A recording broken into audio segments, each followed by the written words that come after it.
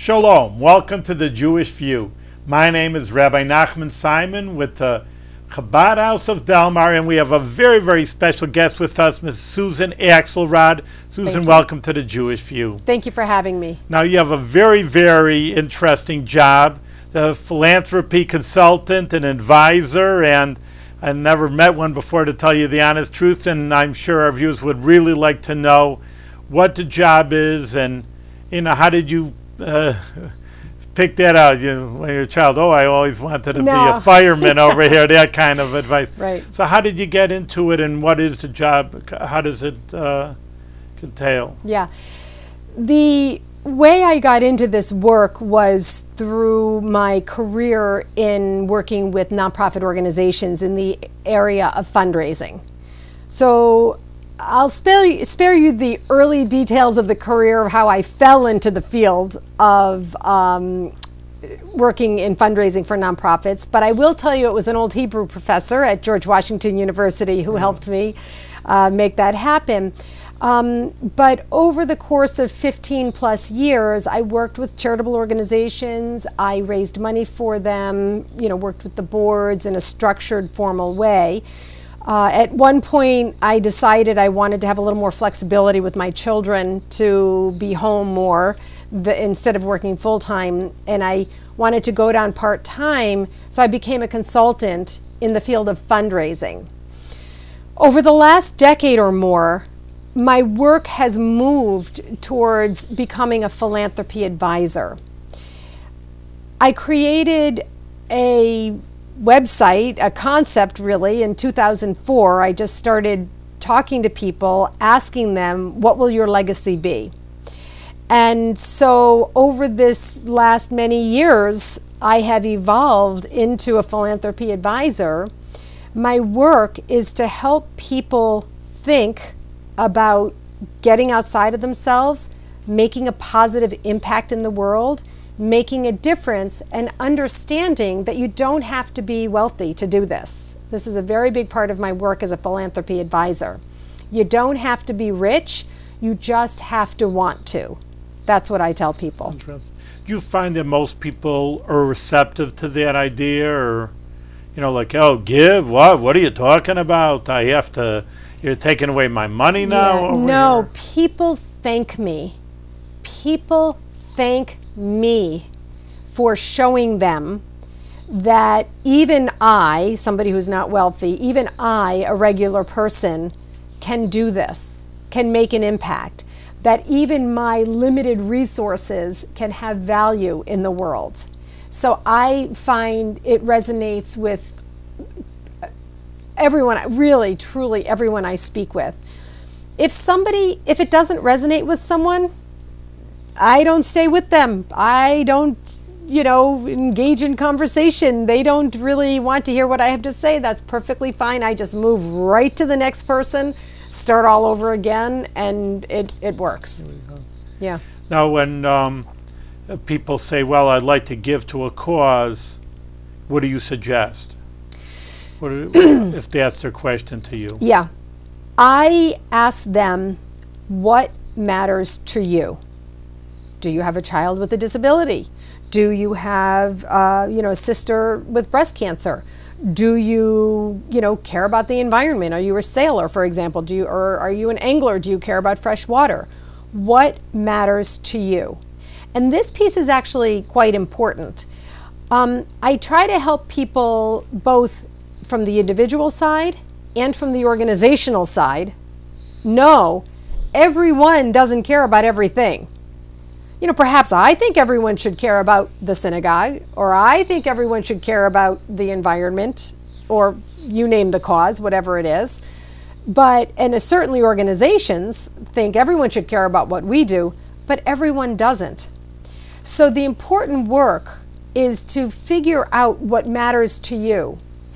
And if all of us really cared about and then committed to what matters to us, then we, as you see with, the recent election, people care about different causes. People care about different issues. You see it in giving. If you look at the statistics and the numbers of giving, you know, there's a pie, there's slices of the pie about what kinds of organizations are supported, religious or education or culture or environment, etc. They're all represented. And so my work is to help individuals think about what matters to them and to help organizations find the people who care about them. Not everybody in the world, but to find who cares. That's what I teach. Who cares? On the one side, what do I care about? And on the other side, who cares about what you do? Now, for example, you know, we recently had a terrible tragedy with that hurricane or Sandy, and I know, for example, that there are Jewish charities, they said, but even a special Jewish fund, because there were a lot of Jewish people that were hurt, and of course I helped them. But I don't know how many out there. That's what I'm saying. If there's a few Jewish, then there's a few others. Of and course. I can sit there kind of, but how do you know which one is the, you know, it says, hey, I want to help out those people, so such unfortunate people. Yeah. And then, I don't know, 10, 20, I mean, I'm sure there are some things. Yeah, this like is that. a very important question because it brings up a couple of different things. And that is that single question, how do I decide, how do I find the place to go? And then how do I decide among them? Those 2 points often stop people from moving forward. And but there are, there's an organization called GuideStar. It's a website, guidestar.org. All nonprofit organizations, by law, you know, over a certain budget, have to be registered with, you know, the state, and they're on GuideStar. And there's various watchdog groups that you can look at. But I guess I would also suggest that people talk to other people. It's like a referral for anything, really. That's how it's going. That's really how it's going to come. With regard to that superstorm Sandy that happened, ask people. You know, people ask people. Social media can help. You know, for you to find places to give to. But again, I want to reiterate your point. You know, we care about Jewish organizations. We care about the Jewish people who were affected. Well, guess what? Just like you say, there's other organizations and other religions and other groups who are working to help others as well.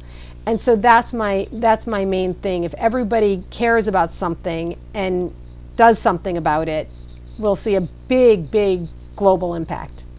It's interesting that you say that it stops people from giving, because even ourselves for the Chabad, and they say, well, I want to see your books. And I say, what do you see in my books? Right. You know, or I kind of figure people know, like, kind of where you saying, listen, we know, just ask people that, you know, are affected by us, so they know we're helping. But some people get very technical. I want to see your.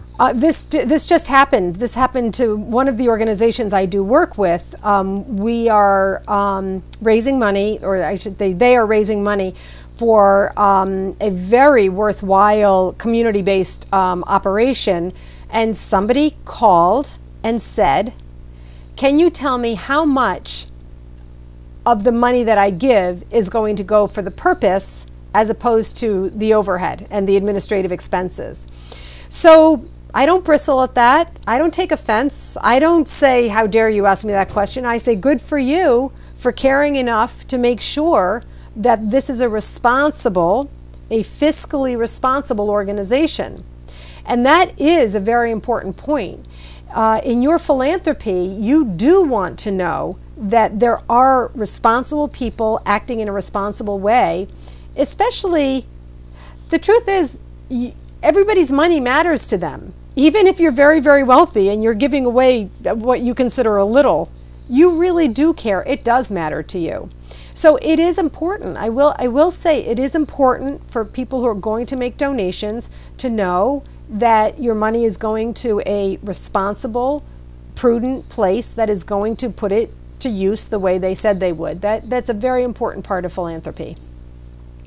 But you yourself don't lean a person to any, you know, let's say again that Sandy, I mean, it's recent, and I mean, you can't sit there looking at, I'm sure, thousands well, the truth of charity organizations. Yeah, the truth is, I'm consumed by this. I'm not sure why. Perhaps because it's so close. You know, we're upstate, they're downstate. I mean, the tsunami seemed so far away to me, but I have been consumed by this, and I have been doing a lot of work, you know, through Facebook, you know, through college friends and high school friends. You know, I was asking, you know, do you know of any organizations? My sister-in-law is a school principal in one of the areas. You know, what are you doing about this? So that's legwork, and that's what has to be done. You know, you figure out what you care about, and you do the work to find. Now, if you're willing to do the work, again, that's why I say. Now, people have asked me, do I do the research? I don't do that yet because I just haven't grown my business that way. I don't do extensive research on different charitable organizations that people might support. I may do that. It's a question that gets asked, especially when I work with financial advisors. They ask me that quite often, and I may. But right now, I say no. People have to care enough to, you know, to do that work and find the organization. What they think is responsible. Exactly. Well, most people don't. How many people are really going to sit there and? A lot. Really? Oh yes, really? More and That's more. That's interesting. Yes, more and more. You know, now let's say when a tragedy occurs, people just text that money, they give that money, they swipe that credit card, you know, they write the check, they bring the donations. That's not, you know, in that case, they're just responding. They're responding, you know, doing whatever they can do to help, you know, to help that tragedy.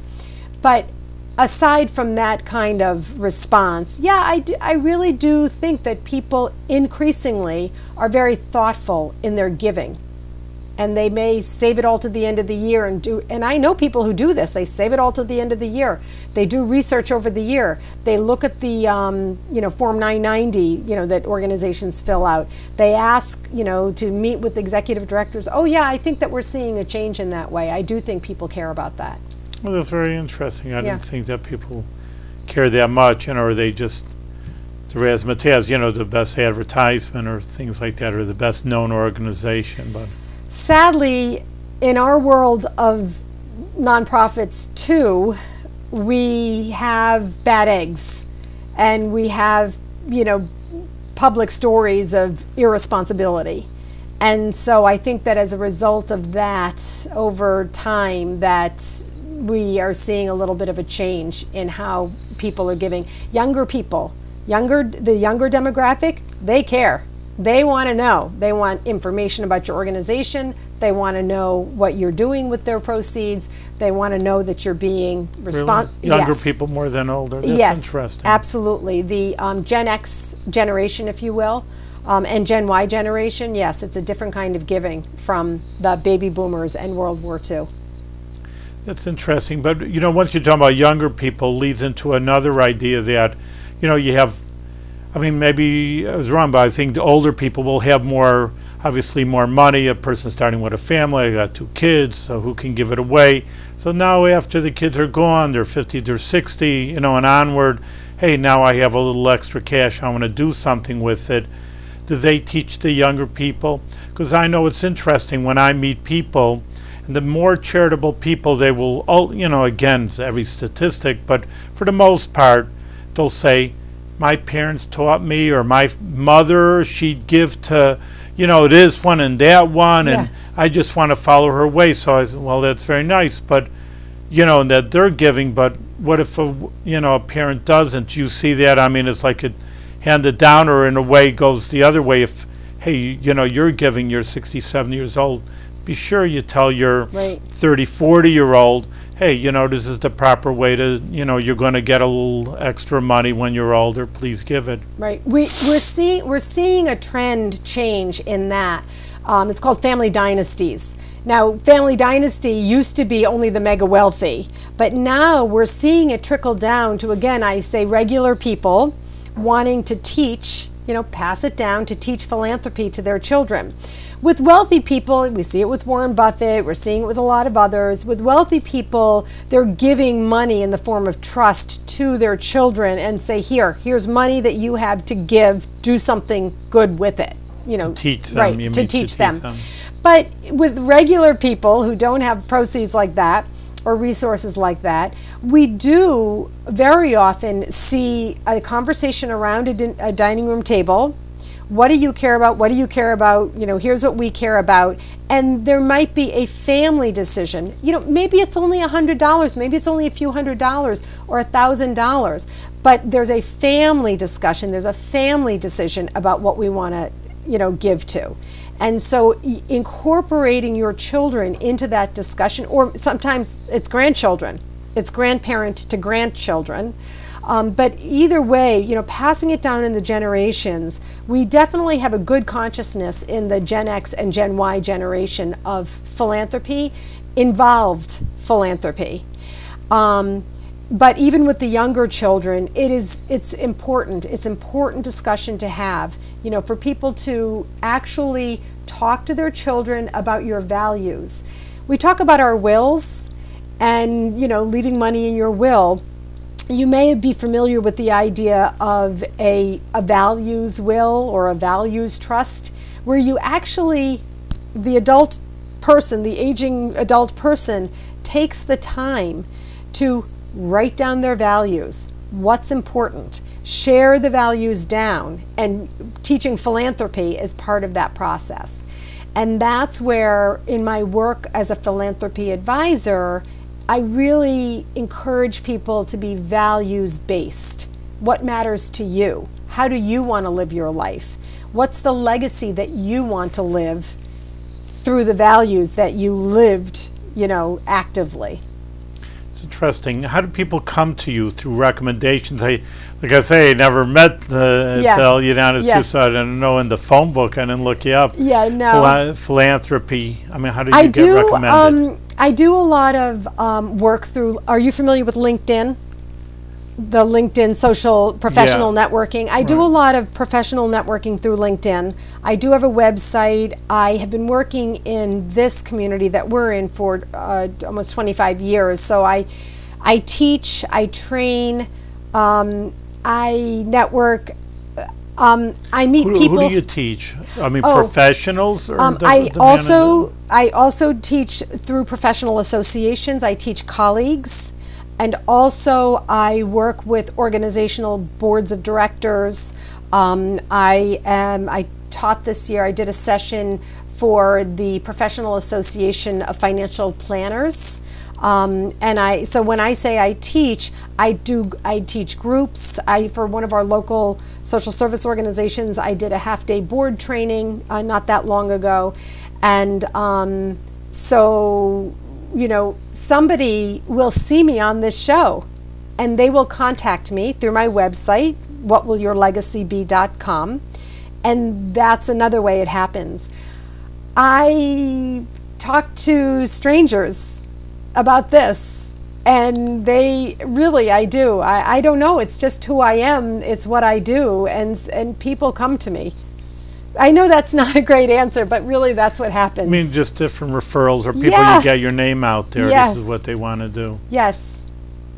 I don't know how else to answer that. It's not like, this is just what I do.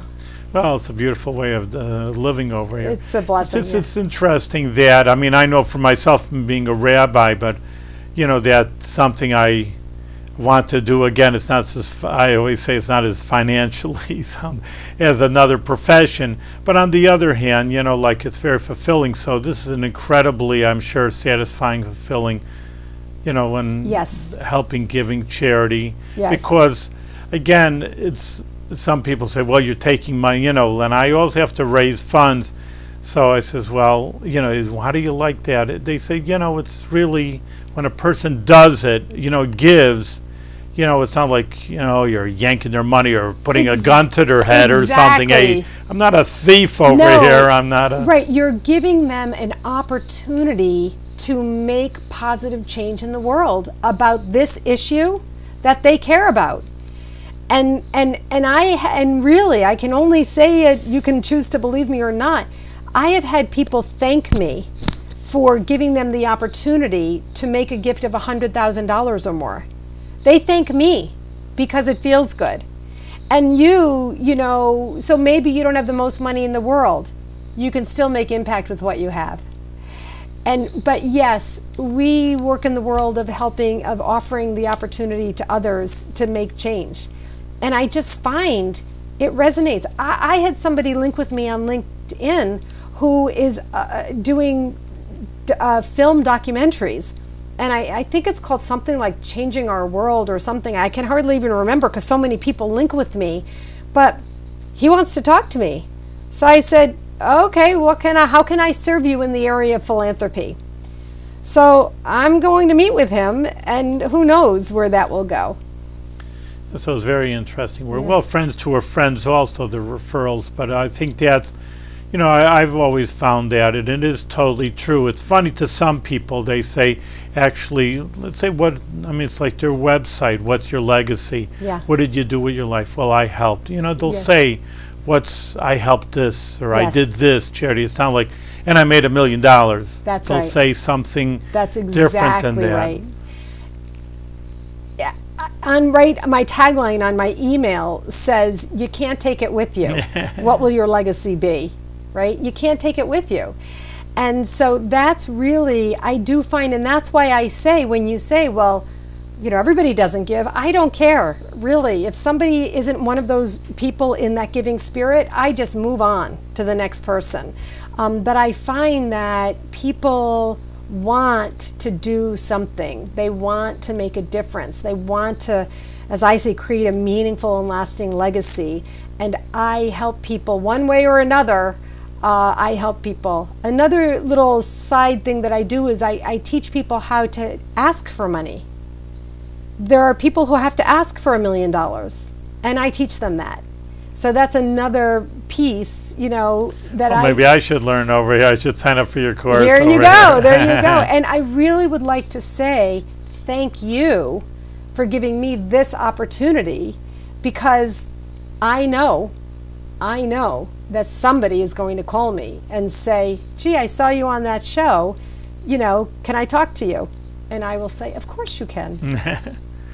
I'm sure it's a very interesting work that you started with the charities. Yes. Do you have an amount how much has been given through you? I mean, you know, have an idea? I honestly don't. I have a friend and colleague who is a financial advisor who set a goal for himself that he was going to raise, I can't remember how much it is, some number of millions, 10 million or 100 million. Not that he himself is giving personally, but that he is going to help other people give. So that's quite inspired, but the truth is I haven't been counting. I did work in the field of fundraising for nonprofits for about 15 years. And then over the last 10 years or so, I have worked as a consultant. So I should be better about that kind of thing, but I just don't keep track. Just it's important to keep going. Exactly. That's the real thing. Right. Is my goal is to continue to get people to thank me for having helped them give money. It's interesting. Yeah, that's what really I want to do. The accomplishment over here. Well, you know what it says. Actually, it's an interesting, put a little Talmudic idea that it says more than the balabas, the householder, gives to the poor person. Well, he's giving a sandwich. You say, oh, well, he's the real giver. The poor person gives to the balabas. So what was he giving? He's not giving the sandwich. You're a poor man. Or what are you giving this guy who has money? But you can say it on a spiritual idea that, you know, God will help those that God says, you help someone else, I'll help you. Well, you'd rather have the Almighty help you out, that He's really going to give you a good hand. Yes. But maybe you can twang it a little bit different, a different interpretation, the way you're actually saying. Yes. You know, you gave him, all right, you gave him a sandwich, a few dollars, a poor man, whatever you Yes. gave him, but what he gave you back is worth more than your $2 of, Yes. you know, a sandwich or whatever have you. So maybe you can interpret it that way. I see it every day, and I say the same thing. God will provide. We can help, can't we? Right? We can help, can't we? And that, you know, people like Warren Buffett and Bill Gates, the real philanthropists that everybody, you know, has that much money. Why is it that you think that he created the Giving Pledge? You know, he didn't have to do that. Why is it? Because it felt right. It felt good. And so likewise, when even if it's a sandwich, and again, when these terrible tragedies, you know, natural disasters occur, you know, we saw people going over to Haiti for the earthquake, you know, just dropping everything and going over to help out. You know, it's because of how it feels to get, you know, to be doing that giving. And that's what we want our children to know and to learn. We want our children to get outside of their electronics and outside of themselves and to feel that feeling of, you know, how it feels to help and to give. I think it's a subject in its own right, which you just touched upon. I mean, people are so into, like you say, electronics and their own machines that there isn't so much going out to the other friends or to anybody else and thinking about human beings instead of looking at a screen all the time. Yes, exactly. Yeah. Yes. You know, Susan, we're down to a few minutes again, and this was actually part 2, so much to talk about. So I'll just have to tell you that in the future we'll get together again, and you'll tell us some good stories of how people have given a lot of charity, again, to whatever needs that they feel that's good for them. There's so many charities out there, of course. There's so many things. Think about what matters to you. Think about what matters to you. What do you care about? And that's what you want to impact. That's the difference you can make. My website is whatwillyourlegacybe.com. Feel free to contact me. Thanks very much, Susan, for being on The Jewish View. Thank you. Thank you.